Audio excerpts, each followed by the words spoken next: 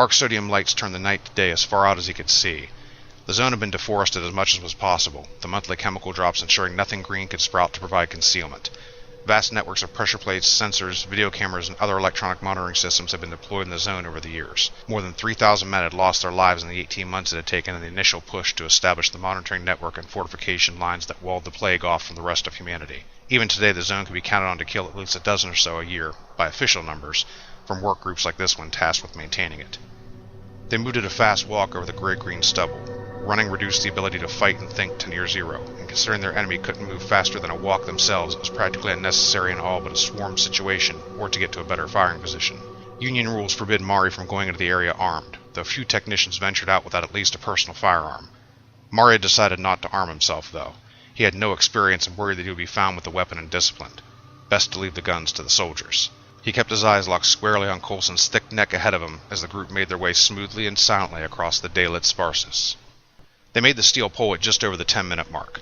A high-pitched tone sounded through their earpieces as Coulson brought the group to a halt. Using hand signals, he positioned his men at the compass points around the base of the pole and took the northern point himself, facing into the great unknown of Area 187.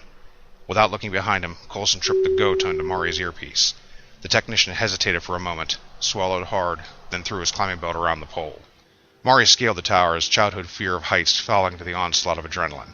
He'd been a high school kid in Palisades, California when the outbreak hit, making jokes about redneck zombies roaming the hills of West Virginia and eating their cousins instead of having sex with them. Now he hung 25 feet over that very ground, suspended only by a strip of ballistic nylon. Mari rolled up his hood, pulled the cover off the sensor relay module, and turned on the small pinlight attached to the band around his head. He poked around the masses of thin wires with a rubber-coated screwdriver, then moved his face closer to peer at a particular clump of wires bound with electrical tape.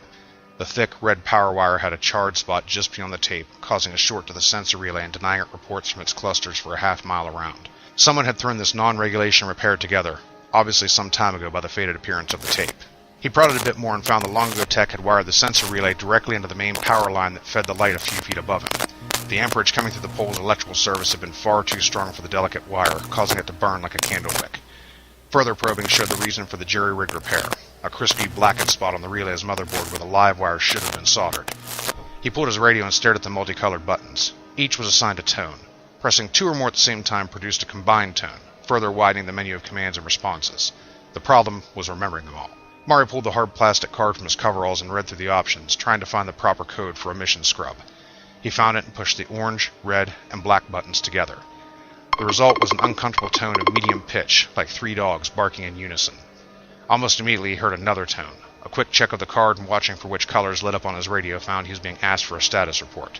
So just how the hell could he explain that the last guy that shimmied up this pole had thrown a band-aid on a major sensor relay and a new wiring harness and motherboard was what was needed to make it all better? What combination of buttons was that? Mari scanned the card again and found the code for Repair Beyond Tool/Part Capability and punched it in. He was rewarded with a thin, piercing tone. You didn't need special training to know that wasn't good regardless of the circumstances. Moments later, Coulson's whispered voice came over his earpiece. What the fuck is the problem up there? The last guy up here fixed a problem with chewing gum and it's failed. I need parts I don't have to fix it right. There was a long pause, then Coulson's voice again. Can you fix it wrong until we get another detail out here in the morning?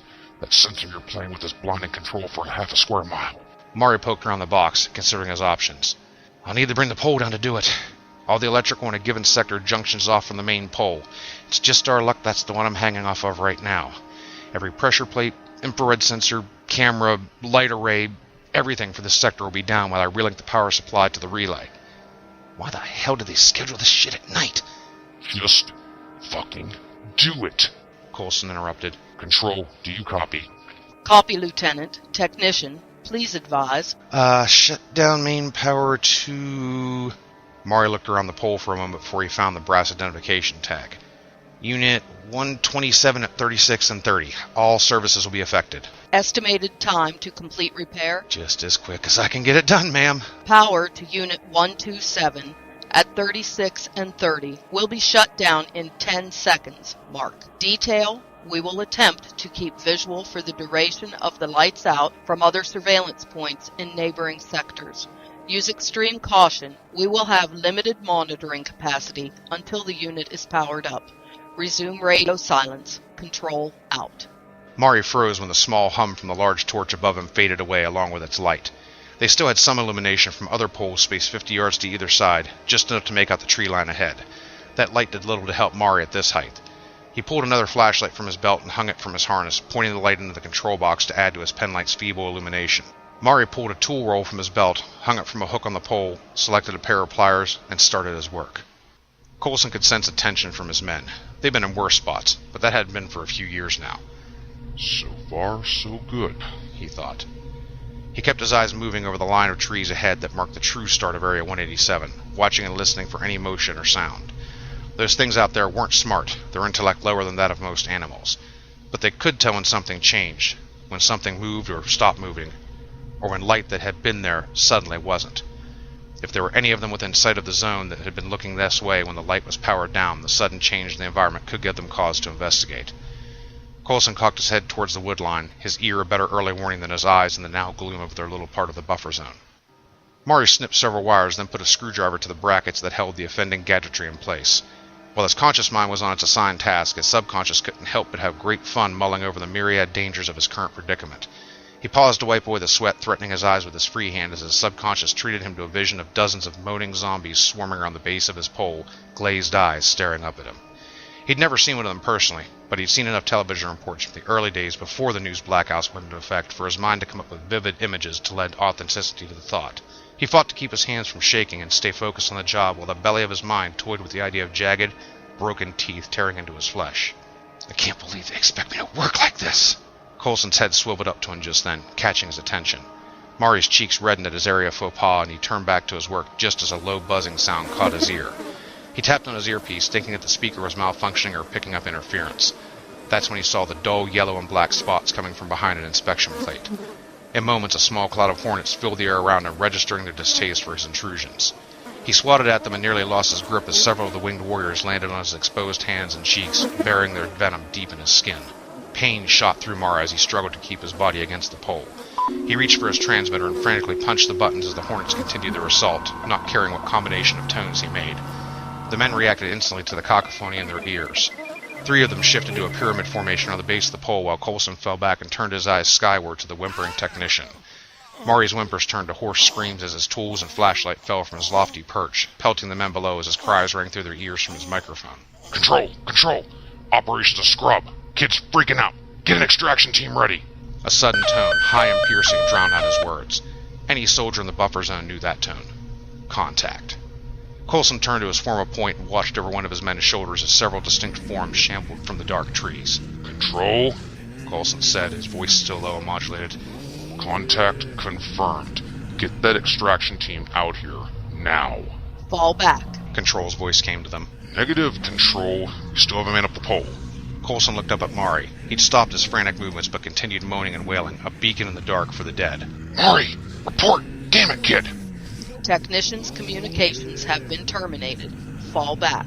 Coulson turned back and saw the 6 figures had become a dozen, their moans adding to Mari's pained bleating as they stumbled and limped towards his men.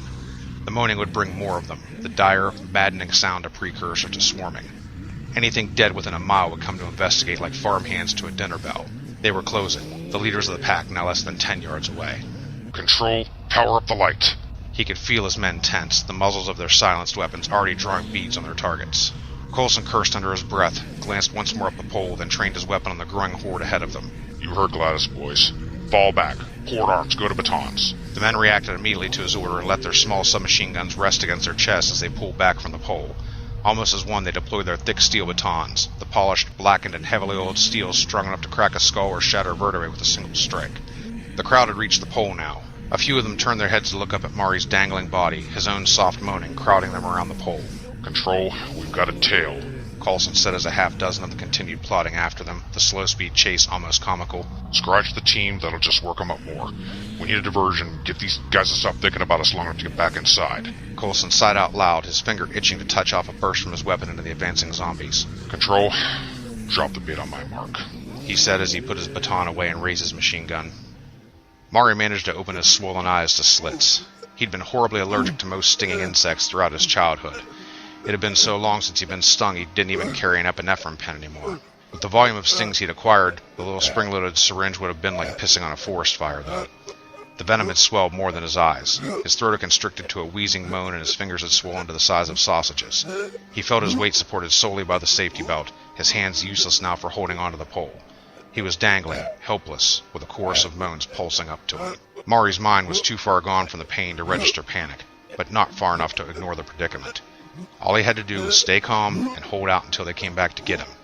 Just stay calm, keep himself from swinging on his lifeline, and wait for someone to get him down. If it wasn't for the ringing in his ears, he may have heard the hiss of the silenced report from Coulson's weapon, a soft sound that would have carried easily in the deathly stillness of the buffer zone. The next sound he heard was the bullet smashing through his skull, the guarantee he wouldn't rise again. The last thing Mari heard just after the shot was a small explosion like a pistol being fired next to his head as Control detonated the tiny charge rigged into the safety latch of his belt. Mari was dead before he hit the ground, the ghouls falling upon the fresh meat like slow-motion sharks. Hit the E-lights, Coulson says. He lowered his weapon and pulled out a thick pair of black lens goggles. Put your blinders on, boys. The men in his fire team copied their leader and pulled on their own goggles just as several brilliant shafts of light bathed the buffer zone from the powerful halogen searchlights that ran the length of the battlement behind them.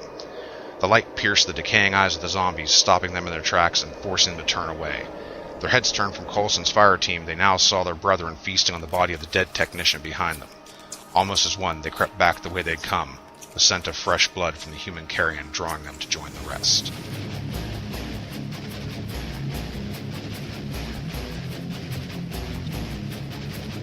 Enter the deadlands of Area 187 with a new novel, Area 187, Almost Hell by Eric+r+lowther, published by Library of the Living Dead Press and available now in both paperback and Kindle versions from Amazon.com. Please visit the library at www.libraryofthelivingdead.com/lafora, as well as the author at www.eric+r+lowther.blogspot.com for free short fiction and for more about the world of Area 187. The dead are waiting for you.